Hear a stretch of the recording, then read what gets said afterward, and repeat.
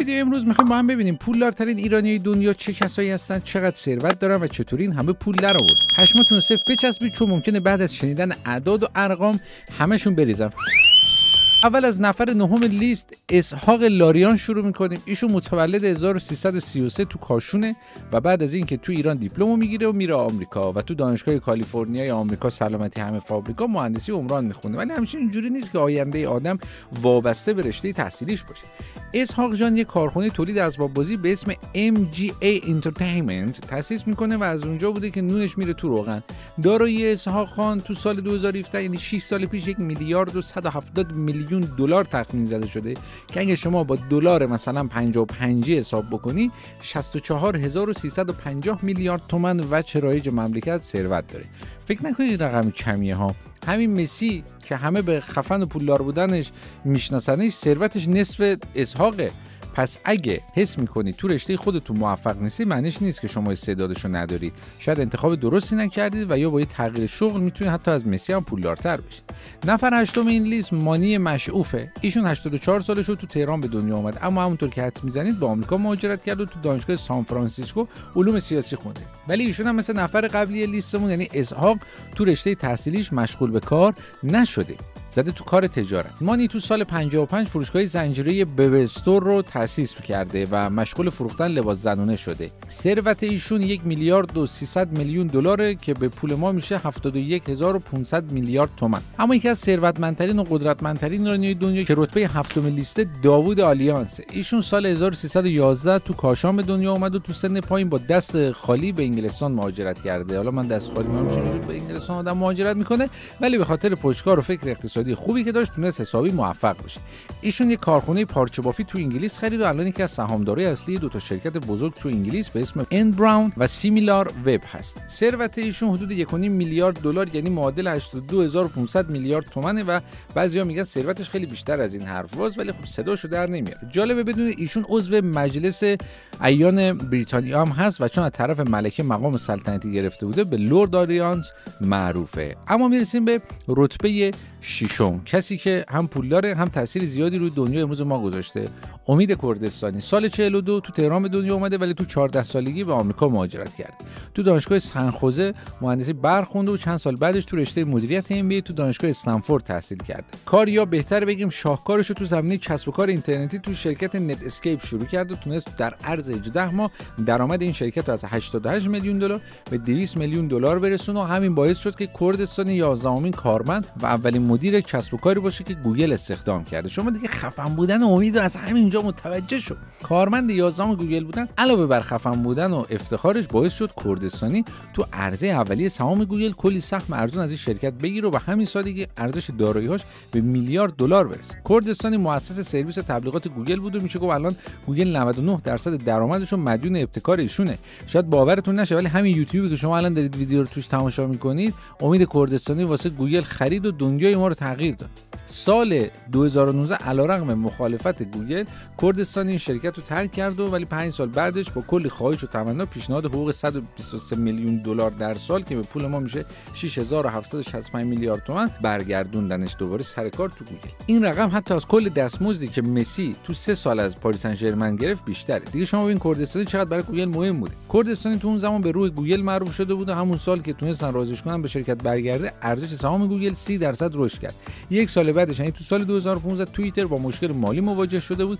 برای همین سراغ کردستانی رفتن و بهش پیشنهاد دادن که بیاد مدیر اجرایی توییتر بشه. طبیعتا کردستانی اولش ناز کرد، مخالفت کرد، ولی توییتر گفت اگه این کارو قبول کنی در عرض 4 سال 800,000 سهم از سهام توییتر رو بهت میدیم و اگه بتونی توییتر رو به درآمد هدفشون برسونه 400,000 سهم به عنوان پاداش میدیم. این پیشنهاد دهن امید آب انداخت و پیشنهاد توییتر رو قبول کرد و 5 سال مدیر اجرایی توییتر بود. با اینکه کردستانی تو سال 2020 از توییتر جدا شد ولی هنوزم یکی از سهامدارای بزرگ و عضو هیئت مدیره این شرکت. اما میرسیم به بحث شیرین پول. ثروت ایشون الان 1 میلیارد و 900 میلیون دلار معادل 104500 میلیارد تومان. البته قبلا ثروتش خیلی بیشتر از این ارقام و اعداد بود، اما وقتی از همسرش طلاق گرفت بخش زیادیشو از دست داد. شاید نفر پنجم که میخوام بهتون معرفی کنم و نشناسید، اما کسی نیست که کارخونه و برندی که تو ایران صاحبش بوده رو نشناسه. حسن خسروشاهی تو دانشگاه تهران حقوق و اقتصاد خونده و تو سال 1319 تو استان آذربایجان شرقی هم به دنیا آمد. پدر ایشون علی خسروشاهی مؤسس کارخونه مینوه که همتون با بیسکویت ترد نمکی و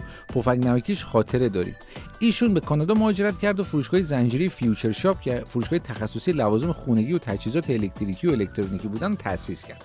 تجارت و کار اقتصادی تو ذات حسن خسروشاهی بود و ایشون تونست برند فیوچر شاپ رو به بزرگترین فروشگاه زنجیره کانادا با 90 شعبه و 8000 کارمند تبدیل کنه. بعداً خسروشاهی شرکتش رو به کمپانی بست بای فروخت، ولی هنوزم با 2 میلیارد دلار سرمایه معادل 110,000 میلیارد تومان هفتمین مرد ثروتمند کانادا و یکی از پولدارترین ایرانی‌های دنیاست. حالا رتبه 4م که تیم فوتبال اورتون که میشناسید، تیمی که تقریبا همیشه تو لیگ برتر انگلیس بازی کرد و 9 بارم قهرمان این لیگ شد. حالا پشماتون میریزه وقتی بگم مالک این تیم ایرانی آقای اردوان فرهاد مشیری متولد سال 1334 تو ایرانه، ولی به انگلستان مهاجرت کرد و ایشون سهامدار چند تا شرکت خیلی بزرگ تو زمینه فولاد و انرژی تو بریتانیا هم هست و 2 میلیارد و 300 میلیون دلار ثروتش، یعنی 126500 میلیارد تومان. مشیری تو سال 2007 شروع به خریدن سهام باشگاه آرسنال کرد و تا سال 2012 حدود 30% سهام این باشگاه خرید، ولی 4 سال بعدش همه رو فروخت و با پولش 50% سهام اورتون خریداری کرد و رسما مالک این باشگاه شد. ایشون تابعیت ایرانی انگلیسی داره، ولی با 2 تا بچه‌اش توی کشور کوچیک اروپایی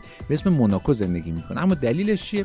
موناکو کلا 40000 تا جمعیت داره و به کشور ثروتمندا معروفه چون همشون میلیونرن. تو این کشور هیچ گونه مالیاتی از مردم نمیگیرن و مشیری هم شاید به همین دلیل اونجا رو برای زندگیش انتخاب کرد. اما میرسیم به یکی از پولدارترین و خفن‌ترین خانواده ایرانی و رتبه 3 ایرانیای پولدار، یعنی خانواده قرمزیان. یعقوب قرمزیان سال 1281 تو ایران دنیا اومده، اما تو دهه 1320 با 4 تا پسرش به نیویورک آمریکا مهاجرت کرد. شغل اولشون واردات و فروش فرش ایرانی بود و تقریبا تا 1343 به همین کار مشغول بودن، ولی بعدش به کانادا مهاجرت کردن و وارد کار ملک و املاک شدن.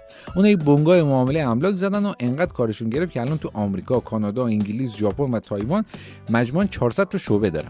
یکی از ارزشمندترین دارایی‌های برادران قرمزیان مرکز خرید وست ادمونتون مال که 50 هکتار مساحت داره و تا سال 2004 بزرگترین مرکز خرید دنیا بود. ثروت این خانواده 4 میلیارد دلاره که به پول ما میشه 220,000 میلیارد تومان. نفر دوم لیست ما خانواده معراجن که تو ایالت کالیفرنیای آمریکا زندگی میکنن. 2 تا برادرن که پولشون از پارو میره بالا. تو سال 1970 شرکت شف امریکا رو تأسیس کردن که مواد غذایی منجمد تولید میکرد و کارشون حسابی گرفت و تو سال 2002 شرکتشون رو به برند معروف نستله که همتون قهوه‌اشو میشناسید به قیمت 2 میلیارد و 600 میلیون دلار معادل 143,000 میلیارد تومان فروختن. البته این تنها دارایی این خانواده نبود. اونا تو سال 1983 یک کارخونه دیگه به اسم هات پاکتس تأسیس کردن که ساندویچ و اسنک منجمد تولید می‌کردن. این کارخونه الان 4.5 میلیارد دلار که به پول ما میشه 247500 میلیارد تومان ارزش داره. اما میرسیم به مقام اول و پولدارترین ایرانی لیستمون، یعنی پرویز امیدیار. ایشون 55 سالش رو تو پاریس به دنیا اومده، ولی پدر و مادرش ایرانیان و کاملا اصالت ایرانی داره. داستان پولدار شدن امیدیار اینه که ایشون میبینه مردم یه سری وسایلشون رو با این چه سالم و کاملا قابل استفاده همینطوری میندازن دور و ذات ایرانیشه و گل میکنه و تو دلش میگه بابا حیف هر چیز که خار آید روزی به کار آید. برای همین یه سایت به اسم ایبی که الان ما مشابه ایرانیشو به اسم دیوار داریم تأسیس میکنه تا مردم بتونن وسایل دست دور اونجا آگهی کنن. اینجوری هم آگهی کننده یه پولی گیرش میاد، هم خریدار میتونه وسیله‌ای که نیاز داره رو ارزان‌تر بخره و همونطور که حدس میزنید ایدهش حسابی جواب میده و نتیجه ثروت 10 میلیارد و 400 میلیون دلاری برای ایشون میشه. البته امیدیار بعد از یه مدت دید اسم پرویز واسه کسی که 572,000 میلیارد تومان وجه رایج مملکت ثروت داره کم ضایع است و رفت اسمشو ثبت احوال کشورش عوض کرد و گذاشت پیر. خب حالا شما بگید اگه ثروتتون رو به دلار تبدیل کنید چقدر سرمایه دارید؟